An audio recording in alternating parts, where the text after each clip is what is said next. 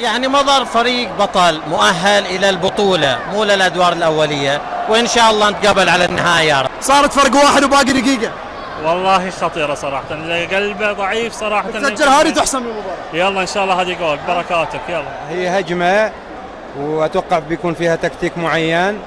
لو ما سجلنا أهم شيء يكون في عندنا ارتداد سريع على الدفاع، وإن شاء الله شنو اللي يخوفكم هالهجمة هذه؟ ما يخوفني شيء، بس أهم شيء لا يصير في استعجال. لا يتعادلوا. يتعادلوا؟